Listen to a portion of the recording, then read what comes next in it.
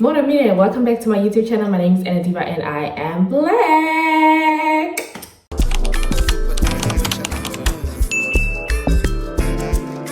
Yeah. Welcome back to another video. Hello to all the new subscribers. Thank you for coming and I hope that you stay. Welcome to the family. This is what it's called. I don't know. I always found it corny when other people would say welcome to the family, but I feel like my YouTube community is a family because we kind of all get to know each other here. So welcome.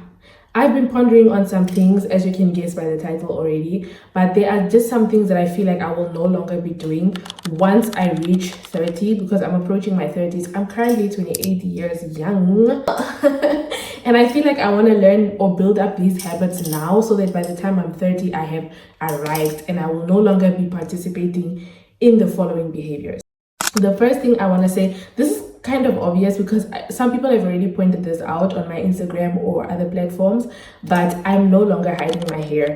And I know that if you guys also watch me on Instagram, you saw that I reposted the video of Jackie Aina when she was talking about, like, as black women, we need to be careful about how we talk about our hair around other people who are not black. Essentially, we don't know who is listening or who is paying attention to how we perceive ourselves in our hair, which is an absolutely valid point, and I agree with her.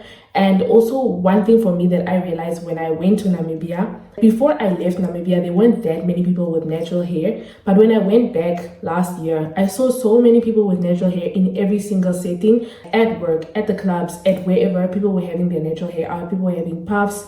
Even when I went to the salon, there were like very few people that were getting like weaves installed or their wigs wash and blow dried or whatever. It was mostly like braids or like getting a wash and blow and straightened on their own hair. So I felt like also I didn't want to like avoid my hair because I feel like I was, what is the word? I used to participate in that a lot. I used to hide my hair a lot, or not just, I didn't want to interact with it because I was like, oh, it's too much time, it's too much effort. So then I would just like put braids in or put a wig on, and that's what I was doing since I moved to Germany. I would just like have braids in, and I would have my braids for like 2 or 3 months literally, just because I'm like, if I take out these braids and I have to deal with my hair. And not to say that I hate dealing with my hair, but I want to be more comfortable and unapologetic about wearing my hair out. I don't want to wear my hair out as an act of defiance or something like that. I just want it to be normal. I just want to wear out my hair like everybody else wears out their hair, you know? And also now that I started doing my hair more, I realized that it doesn't take that much time and effort to do my hair. My wash days last like 30 to 45 minutes now. It doesn't take me like forever to wash my hair anymore because I have the right tools, I have the right techniques, and I have the right products. So you will be seeing my hair more. I have not worn any braids since I came back. I've only worn braids one time. Why did I say that? The way I speak English is so different. I have only worn braids one time since I came back from Namibia. That was when Eden did my braids, and that was it. So yeah, love my natural hair. We'll be doing it more often. Yeah. The next thing that I won't be doing anymore, I know this is a bit controversial and I'm not trying to start like a war or a debate or whatever you want to call it, but I will no longer be tiptoeing around white people's feelings. Especially living in Germany, I realized that I was like already programmed to tiptoe around white people's feelings and also to not look like the stereotypical black person all the time. So if I would have a problem or if I would be upset about something, I would always think about, okay, let me address it in a way that I do not come off as aggressive or confrontational or mean or difficult or is like difficult to deal with. But sometimes it's like when you are at work, for example, which is the place where I interact the most with especially white people. If I'm at work and you're doing something wrong, for the life of me, I cannot spare your feelings because we are at work. Do you get what I mean? Like, I cannot come off in a super nice way to tell you that you're doing something wrong that affects the team, you know? So like, leave your personal feelings at home type of vibe. And I realized that I had to stop doing that, and I had to stop being so obsessed with how people will perceive me because I'm black, or also not speaking up because I don't want to be difficult. You can never do it.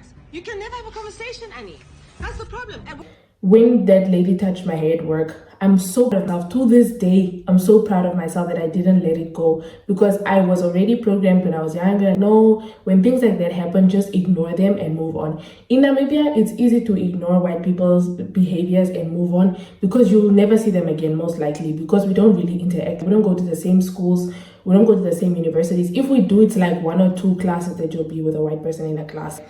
especially like at UNAM, for example, even though I had German at the university, there were like 2 white girls in the class. So, and we didn't really talk, we didn't really hang out. So I didn't really care. If they were saying something odd, I would just like go home and I wouldn't see them, or I wouldn't interact with them for the rest of the week. So it didn't bother me as much as it does now, because you see these people at work every single day. You have to do things with them. There are like extra activities that you guys also do outside of work. So you can't move around like that anymore. And if people label you as aggressive or whatever else, it's not your burden to carry. It's their opinion of you. So it's their business. It's not your business. And that's one thing that I felt like I needed to do and I want to do.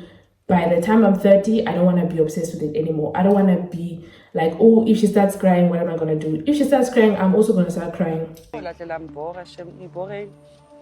This one, I think it pertains mostly to Germany, because in Namibia it's not really a big deal, but in Germany, like especially when it comes to following people back that I don't know personally, or following people back on Instagram out of obligation. I realize in Germany people will follow you on Instagram for any reason. You guys will meet at a grocery store and have a small conversation, and they'll be like, do you have Instagram? Can you give me your Instagram? And then they'll follow you on Instagram, and they will never interact with you on Instagram ever again. They will never like your post. They will never comment. They will never engage with you. You guys will just follow each other and you'll just be watching each other's stories forever. They won't even like your story or comment on your story, which is really odd. But in Namibia, it's a bit different. I could meet someone at a party or whatever, take their Instagram, and then we begin like engaging online, or we even end up meeting up in person after that day that we met. And also in Germany, people don't really post on their stories like or on their social media that much. So I'm just following you so that your follower count can go up. I don't get it. And one thing about me, baby, I don't need followers. I really don't need followers. I don't take Instagram that seriously. So I don't really need the followers. So I don't feel bad when people end up unfollowing me after I don't follow them. And it's cool. It's not that serious. It's also okay to have digital boundaries, like, because also I post a lot about my personal life on Instagram. I wouldn't say a lot, but you would kind of get the gist about me based on my social media. So I'm not going to interact or engage or follow someone who's not doing the same thing. I want to be on social media to interact with other people and socialize. That's the point of social media, to be social. So if you're not going to be social and you're going to post a cloud once a year when you go to Greece, ain't nobody want a recipe to your mom peach cobbler. When we talk about following people out of obligation, I think we should also talk about making every person your friend. This thing of thinking that every connection you have with someone means you must become their friend, dead. Let's kill it now, all of us together, dead. Okay? This thing of thinking, oh, I get along with this person so much, we make so many jokes, we have this much in common, we should be friends. No, you don't have to be friends with every single person. This is also what my therapist told me. She told me like, you don't have to be friends with every single person, because I was talking to her about my loneliness in Germany, and she told me like, you don't have to be friends with every person. Some people you can just maybe go to the gym with them, or you guys go to parties together, or you comment on each other's things, but you don't have to turn every connection with someone into a friendship. It's okay to just be acquainted with people or to talk to people online or whatever else it is, but you don't have to turn every connection you have with someone into a friendship, because then you also have expectations of this person. You end up getting disappointed. We all know how the story goes. I'm also no longer maintaining family ties that drain me. You guys, if you follow me on Instagram and you have all the tea, you always have the tea, because I know people always watch my story, but you guys know last year I had a huge falling out with someone in my family, and I'm no longer talking to that person. And I know every time people ask me about it, I even like disabled the ability of people to comment those things on my social media. I can't see comments associated with that person because I filtered it. I don't want unfuni. No, I don't want. It's alright. Kishapuka vibe. Okay? Kishapuka vibe. But I had a huge falling out with that person, and I don't want to be associated with them anymore. And it's okay to have like family members that you don't talk to anymore or that you don't engage with anymore, because not all relationships with family are healthy. Another one also that I felt like, maybe, I don't know if I should have spoken to her about it, maybe you guys can tell me in the comments below, but I had this auntie of mine, right, who is married. And when I was, how old was I? I think I was 19 or 20. I went over to my grandmother's house for my grandmother's birthday. And I used to like cut my shorts, my skinny jeans, I used to cut them in shorts because like my thighs rubbing together would always tear the short in the middle. So I would just turn them into shorts and wear them at home. So I did that, and I wore that short to my grandmother's house. When I got there, this auntie's husband made a comment about my short. He said, "Oh, are you one of those young girls who entice people's husbands?" or something like that. He said, I can't most only more on but he said something along those lines. And then I was like, huh? Then I was like, yeah, your short is so short. Your short is like, it's too short. And I was like, why are you looking at my, that's what I asked. I was like, why are you looking at my shorty? That's what I asked, because I was like, you're my uncle, dude. Why are you looking at my shorty? Why is the length of my shorty something that you are paying attention to as my uncle? So I was like, why are you looking at my shorty? And then I went and I did like a questionnaire around the house. I was asking my other aunties, like, do you think my shorty is too short? Everybody was like, no, bro, your shorty is fine. And then my auntie, his wife, was like, yeah, I think the short is a bit too short. You shouldn't be wearing those things in public like the other young girls who wear that. I said, yeah, first of all, you're body shaming me. Second of all, you're slut shaming me. And third of all, I'm a child to you guys. I'm a child in your eyes. You should not be looking at me like that. I'm still a child. I'm always going to be a child in your eyes because you people are extremely older than me. So when that happened, I kind of didn't process it because I also realized that I'm someone that processes my feelings after an incident has happened. I need time to process how I felt about the situation. But this is because a lot of times when I was a child, things would happen and I would feel unsafe in the moment. I wouldn't be able to address it, so I wouldn't be able to react. Now, if that happened to me today, I would have really like, if that happened to me now, I would have said something. But then I couldn't say anything because I was like feeling unsafe, and I just was like, I'm never going to talk to these people again. So I've never spoken to her again ever since that day. That's the reason why I don't talk to her anymore. But I didn't tell her that that's the reason why I don't talk to her anymore. I just stopped talking to her. And when I got married, she sent me a message for Christmas, and I just didn't reply to the message because I was just like, I don't want to talk to you because you're not a girl's girl. And I feel like it's dangerous to be around women who are not girls. I said it, and that's on period. Another one we must not forget is mismanaging my finances. I was really susceptible of always trying to help people out financially because I grew up, we didn't grow up poor, but after my parents divorced, we ended up not always having money because my mom was now like providing for us completely on her own. So I always felt like when I grew up now, I was like, okay, let me return the favors that people have done for me when I was growing up, and that people have done for my mom as well when we were growing up, because a lot of aunties would come and help us, uncles would come and help us. If my mom's car would break down, people would give her like taxi money, whatever it was. Like, people were always helping us out. People also would always help me out. For example, my mom's late best friend, she used to buy me stationery every year. So like those things, you know. So I was like, okay, when I grow up, I'm going to also do that for my family. I'm going to return the favor. But over time, I realized me returning this favor is for things that are not really important. I'm sending you money for you to pay your electricity every month. Come on. Come on. Electricity and things like that, those are bills that you should be able to afford from your income. Be nice. I'm finding it. It take you that long to find it? It does. The money that I'm supposed to be helping you out with is for emergencies. If your child goes to the hospital, if your child needs to start the hostel, and you maybe want some money for the cosmetics or whatever, or you need registration fees for your child's university, that is the time that you can ask me for some financial support and I can contribute. But things like, oh, we don't have water, I don't have airtime, the kids want to make our way, sorry God, that is not my department. I would love to help, but I'm a little bit busy right now. And not only in terms of family, but also in terms of friends. If I cannot afford to go somewhere, if I don't want to go somewhere, I'll just say it now. Like, anayi imali. Like, anayi imali. I used to be like a bit like, oh, but she invited me, let me just go and try to spend less. I just don't go anymore. I just say, hey, I don't think this is in my budget, I'm not gonna go. My friend is having her birthday party in August, and I was like, let me know where it's gonna be, because if it's not gonna be in Berlin, I can't make it because it's too much, it's too far for just 2 days, because Berlin is not that far. It's like 6 hours away if I take two ICE trains. So I was like, if I go to Berlin or Hanover, I can make it for your birthday.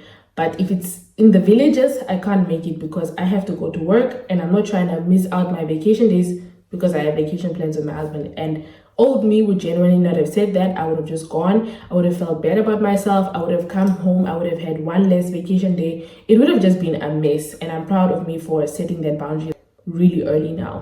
And as much as I would love to show up for people also in terms of friendship, I am no longer attending events or buying things that I cannot afford or don't want to buy. I bought a Coach necklace last year for myself, and I really was so happy that I bought it because I was like, oh, this is an investment because this is a jewelry piece. Please tell me why the Coach necklace is discoloring. Just know you're going down. It is indeed brass. It is not gold. It is not plated carat gold, I thought. It is brass. It is brass. It was all a lie. I have the receipts. It was all a lie. Guys, it was all a lie. She lied. And I'm also not trying to impress people. I never used to care to impress people, but I always wanted to make my friends feel comfortable. So if my friends would invite me somewhere, I would just go even though I can't afford it. My friend invited me to Summer Jam and she invited me to a boat party. I declined both of them because I was like, I don't really want to go and I don't have to go. So we don't have the capacity. If you invite me for dinner to come spend time with you, to talk to you, sign me up. There's a pair of sneakers you want and your budget is tight.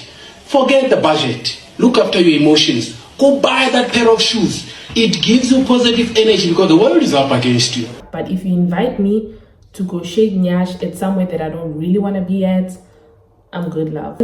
I am no longer buying cheap clothes or throwaway items.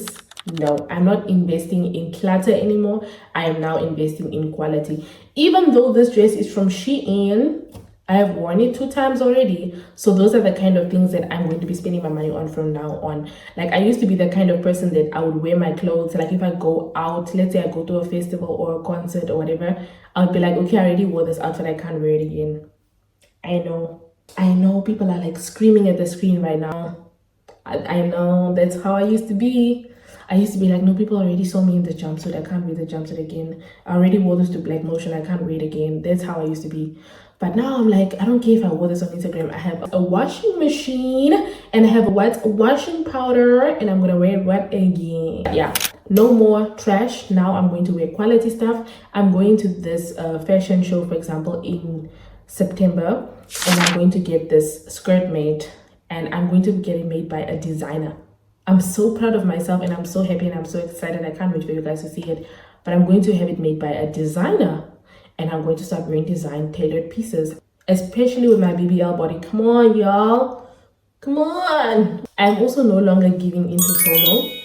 I am not going to things because people are going to things. I'm not going because it's going to be fun. I'm not going because I saw a lot of people post about this on Instagram. If it's not aligning with me, I'm not going to go. I didn't go to AfroNation. It's been like 3 years since I've been living here. I have not gone. I have not felt the need to go. I have not felt interested to go. I just don't want to go. I don't like the idea of going somewhere. Even when I went to Sounds of Summer in Namibia, if you guys don't know, Sounds of Summer is this really big event that happens in Swakopmund every year. I don't know if it's still happening. I haven't seen people post about it. But it's like, AfroNation, I think, is like a 3-day version of Sounds of Summer. And Sounds of Summer was really a lot for me to take in because, first of all, there were so many people. Second of all, it's at the beach, so there's like sand everywhere.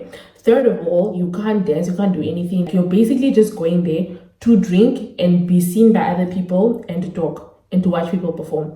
And yeah, it's not my style. It's really not my style. And there's just too much going on. I feel like I would go to AfroNation if I'm invited by the organizers and I get to maybe like see, or I get like a VIP ticket and I get to meet the artists, but I won't just go like to be in the general standing behind far, not being able to pee, because if I pee then I miss out on, and if I pee I'll lose my friends. So ringo. Too many moving parts. I don't like too many moving parts. I will also not be oversharing as I'm approaching 30. I will not be talking about my marriage or my family life or my professional life. unsolicited. I'm not just going to be giving information about myself. I'm not going to overshare anymore.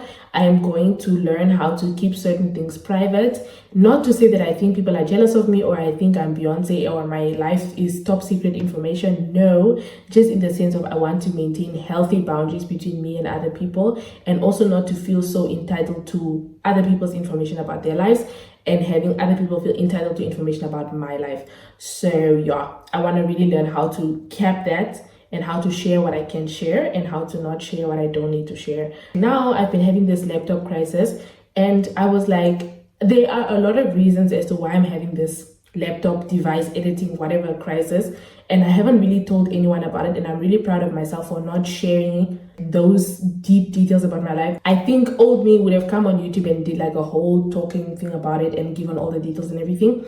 Even when I had the fallout last year with my ex-family member, my little sister texted me and she was like, "Brad, delete that stuff, please.